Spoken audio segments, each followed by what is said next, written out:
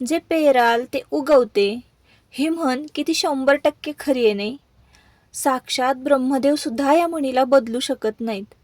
कारण मनुष्य प्राणी असा आहे की त्याला पेरायचं असतं कारलं आणि अपेक्षा असते की काजू उगवावा. निसर्ग, अध्यात्म आणि सायन्स सांगतं की जे तुम्ही कराल तेच तुम्हाला परत मिळणार. मग ते तुम्ही केलेलं कर्म असू द्यात किंवा तुम्ही पेरलेली बी असू द्या. जे तुम्ही द्याल तेच तुम्हाला परत मिळणार.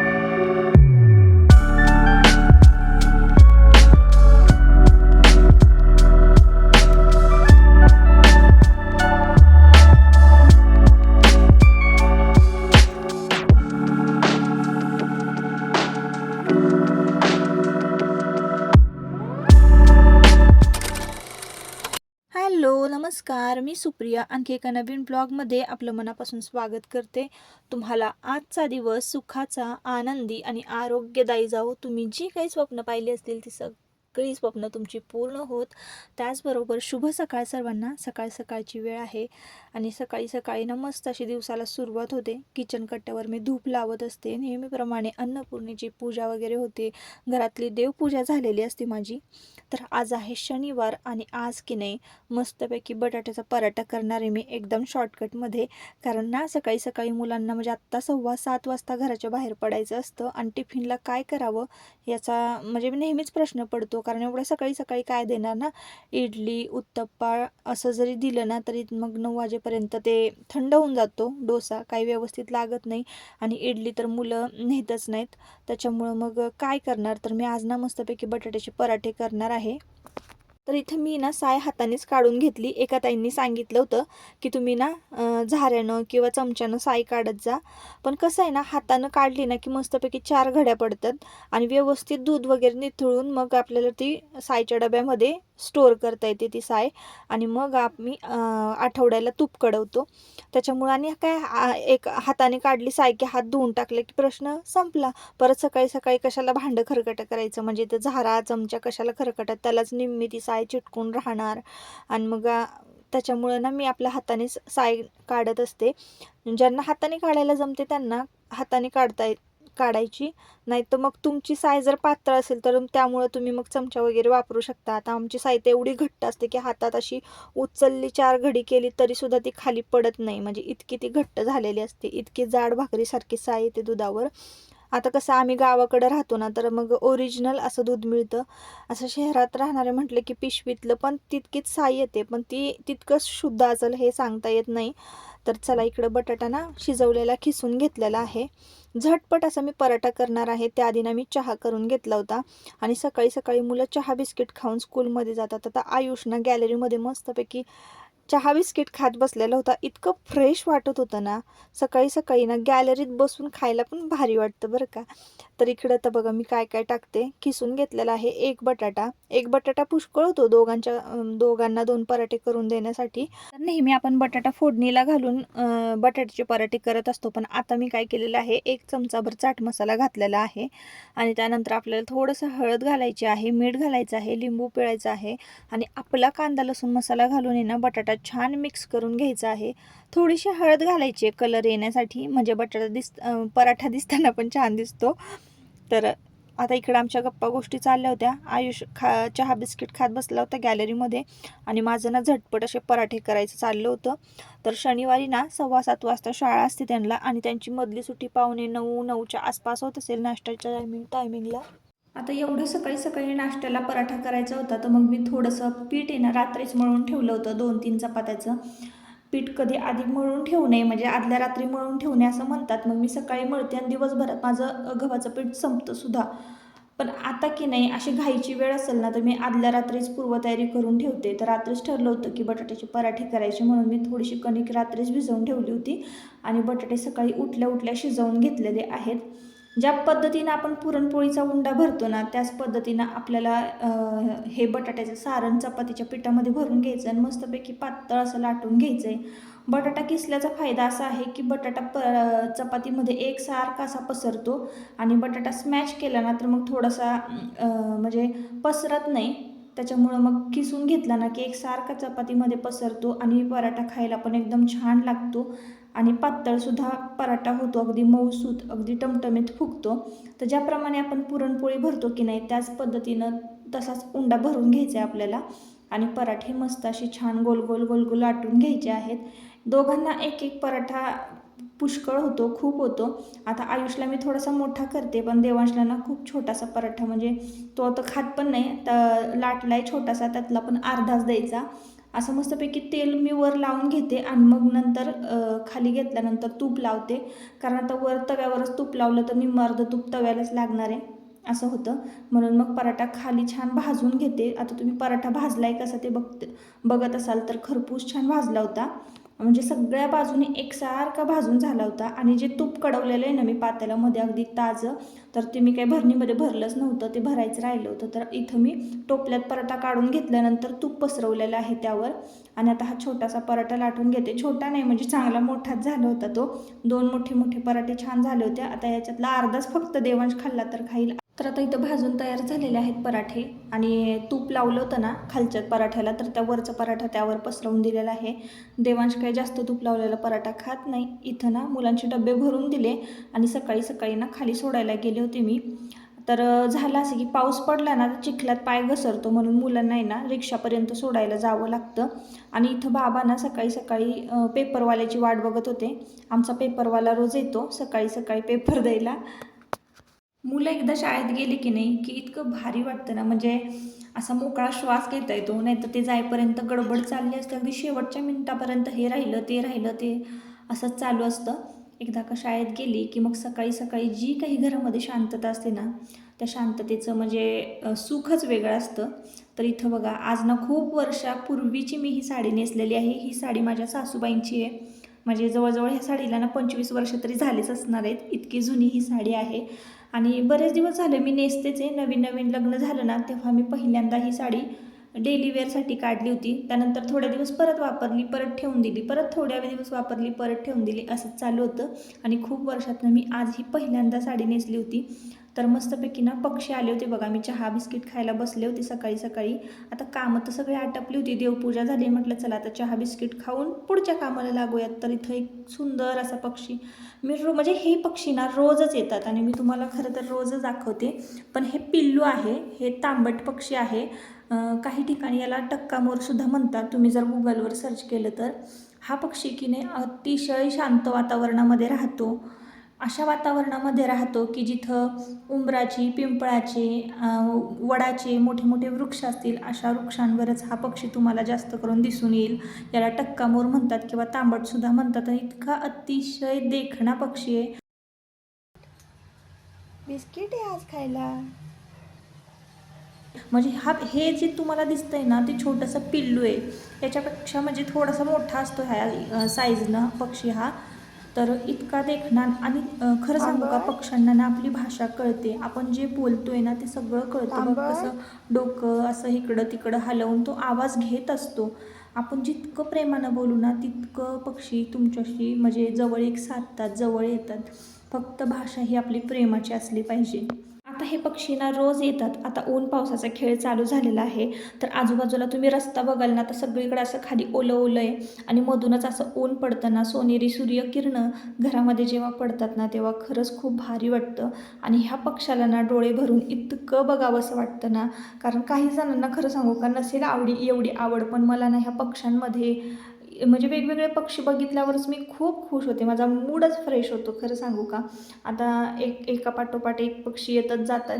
मी जेव्हा नाश्ता करायला बसते ना चहा बिस्किट खायला, तेव्हा ते सुद्धा बिस्किट खायला बसतात. थोडंसं बिस्किट वगैरे मी चुरून देते किंवा शेव वगैरे त्यांच्यासाठी ठेवलेली असते.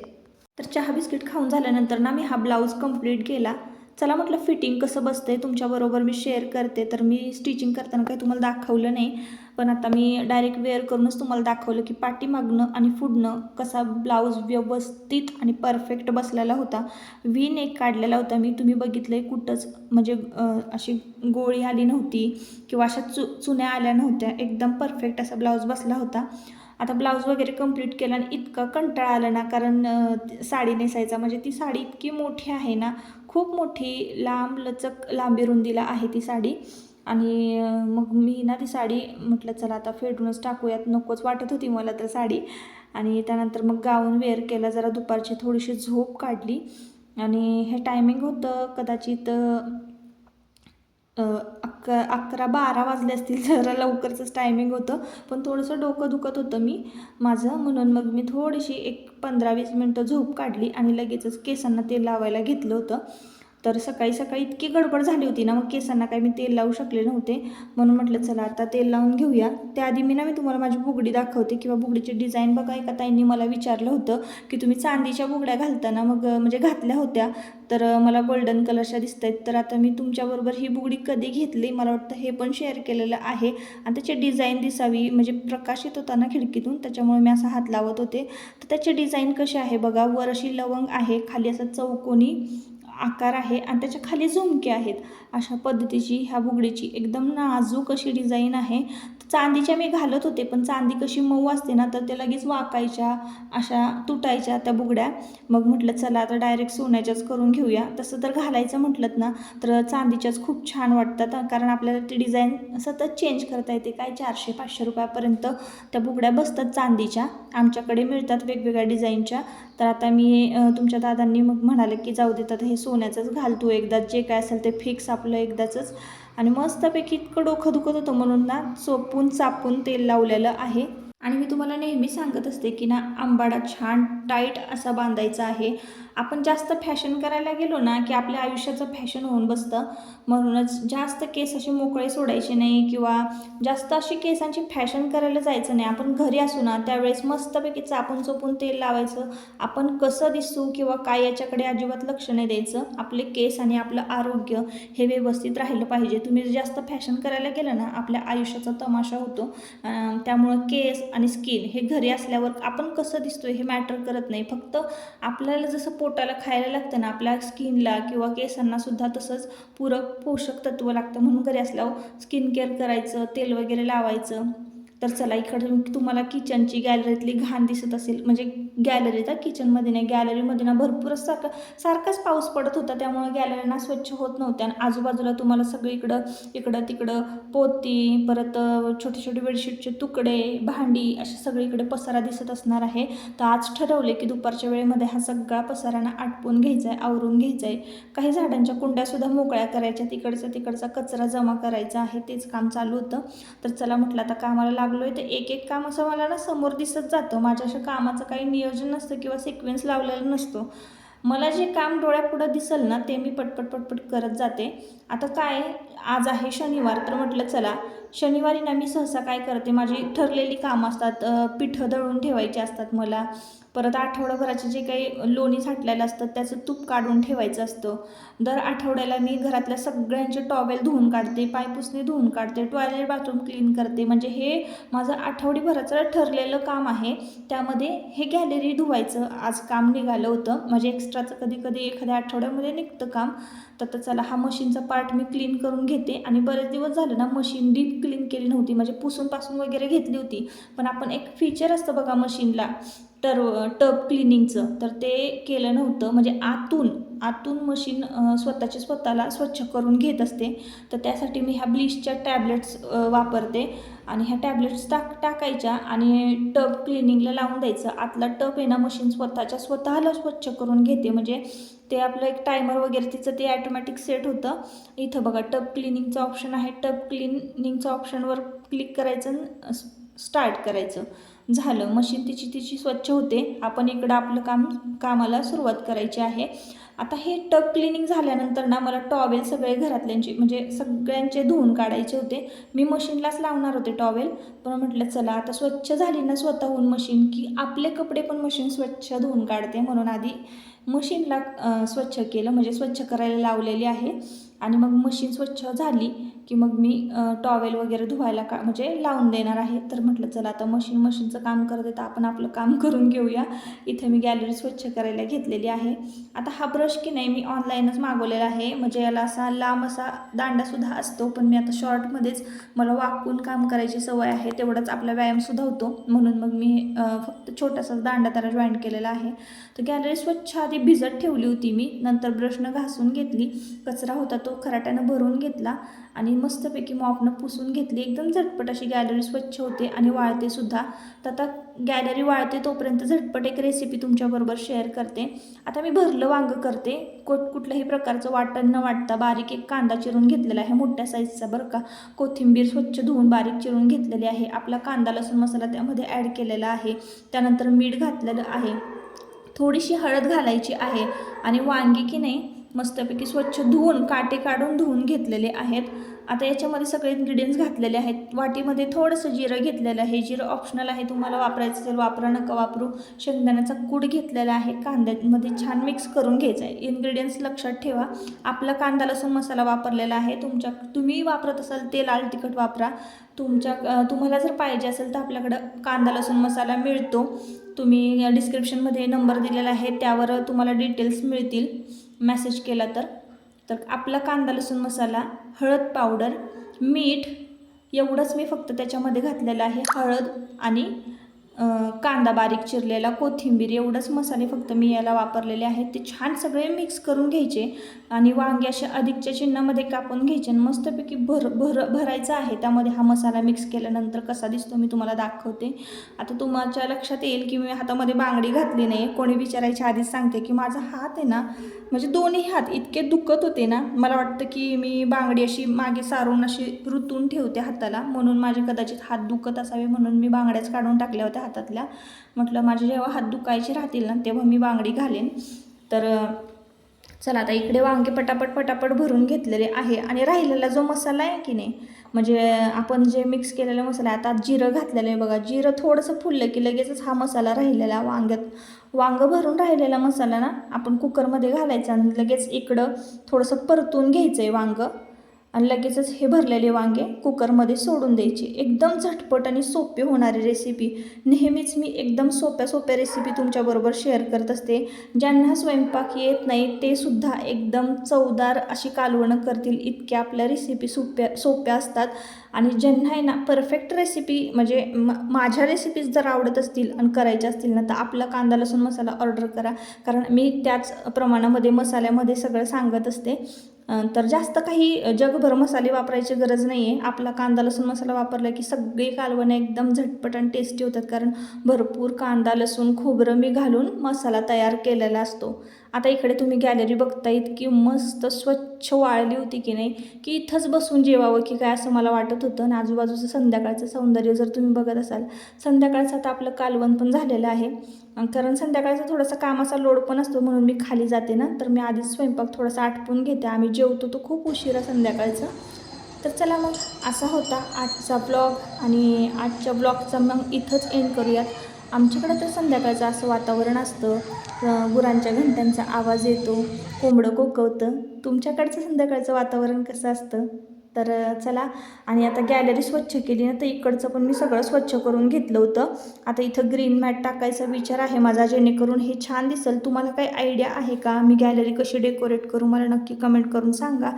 तर चला मग आता आजच्या व्हिडिओचा मी इथंच एंड करते. परत आपण पुन्हा भेटूया नवीन एका ब्लॉगमध्ये. तोपर्यंत स्वतःची काळजी घ्या, मजेत राहा. आणि आजचा ब्लॉग जर तुम्हाला आवडला असेल तर नक्की आपल्या चॅनलला सबस्क्राईब करा आणि हाईप देखील करा.